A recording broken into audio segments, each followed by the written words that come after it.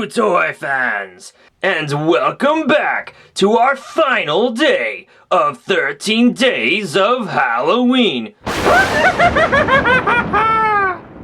That's right, toy fans, at long last, we are on the final day of 13 Days of Halloween, and thank you so much for joining me on this year's journey. For the last day, I wanted to take a look at a figure that I thought was most appropriate for the holiday of Halloween, Jack-o'-lantern. Now, of course, I know this figure came out in January, but I've been saving it because, well, jack-o'-lanterns just make me think of Halloween. And I'm kind of surprised that Hasbro didn't choose to release this figure during this time of the year. If nothing else, it would have sold better. But Jack-o'-lantern is a character that I've always been fascinated by. I don't really know a whole lot about him. My introduction to the character came in Captain America 397, which was actually the first Captain America comic book I ever picked up. And short of an action figure I had in the late 90s, which maybe I'll review next year, and Ghost Rider Civil War tie-in book, I've had relatively low exposure to this character. But I've always loved his design. What's not cool about a flaming pumpkin on your head? Anyway, I can't wait to get my hands on this guy. I've been holding on to him for months. So let's just get the packaging and see what he's all about.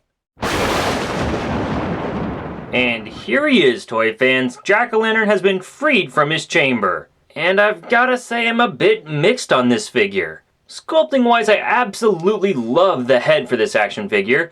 There's tons of great painted detail and a paint wash. The translucent flame effects coming off the back of the head and out of the eyes was a very cool touch on Hasbro's part. It almost makes me wish that the head of the figure was hollow and there was an LED inside that would make those flames light up. That would be really cool. Moving down the rest of this figure, we've actually got a decent amount of paint detail. From zippers to buckles to belt work and even some paint shading thrown in. Aesthetically, it's actually made pretty well. But I'm not as thrilled about the sculpting. And I know that this figure is a reuse of the San Diego Comic-Con Ghost figure, but I just feel like this jack-o'-lantern is a bit too spindly. And yes, my opinion's probably hampered a little bit by this not being what I consider to be my version of jack-o'-lantern. But the overall look of this figure and the feeling it's giving me doesn't make me want to rush out and read any comics about this particular incarnation.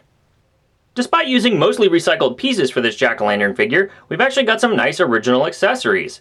We've got a sickle that actually jack-o'-lantern can hold in either one of his hands, as long as you squeeze his fingers through the loop on the side of the handle. Jack-o'-lantern also comes with a mode of transportation. He's got his flying broom accessory. I really like the sculpt of this piece and the way that the paint fades to the end of the broomstick. And like we saw with the sickle, there's a loop on the side of the broomstick so you can squeeze jack-o'-lantern's hand through the grip. Jack-o'-lantern even comes with a pumpkin bomb accessory. This is the same pumpkin bomb accessory we saw with the Humberto Ramos style Hobgoblin figure, and the same one that Hasbro appears to be reusing with next year's Green Goblin. Finally, I should also mention that I appreciate that Hasbro has given us a new belt sculpt for this jack-o'-lantern figure that actually has a row of pumpkin bombs ready to go. I think that's a nice touch that the original molding for this figure didn't include. Articulation-wise, jack-o'-lantern has a head that can look left and right. The joint's a bit tight, but he can look down a little bit and look back just a tad. His arm does ratchet all the way around. You can hear it's a very strong ratchet in that shoulder. And bends out from the body. It's a little tight on this guy, but it will lift up. I just can't get it to move right now. He does have full rotation at the bicep, double jointed elbows, a rotation at the mid-forearm. He's got an ab crunch that bends forward pretty far and back okay. He's got a waist rotation. He has a hip that moves forward this far, and back only about that far, out from the body very far. There's an upper thigh rotation, double jointed knee, and a foot that'll not really bend forward far because of the sculpting. It does bend back nicely, and he's got that Hasbro ankle pivot.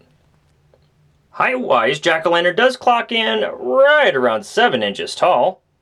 And for some size comparison, here he is compared to the Marvel Legends Infinite Series Wolverine.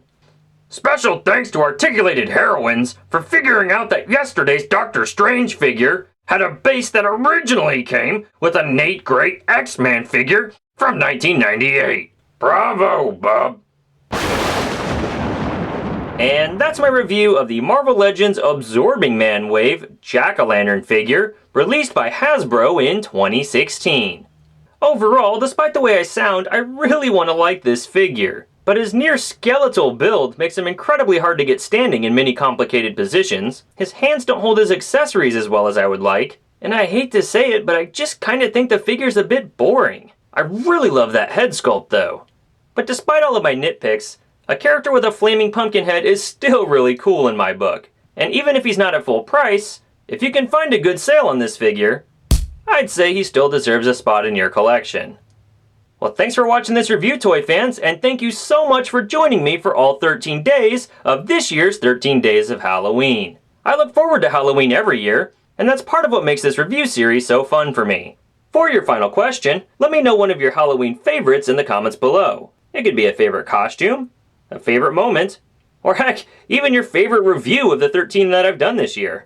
You guys have until November 11th to watch all 13 of my videos, and the 3 I've highlighted for Disney Dan, and leave all of the appropriate comments. And on November 12th, I'm going to announce a winner. One final time, if you're unfamiliar with the contest I'm running or the prizes that are available, definitely be sure to check the link to the video where I explain it all in the video description below. You guys can always keep up with me on Twitter and Instagram at D21Beast, and I'll see you guys next time.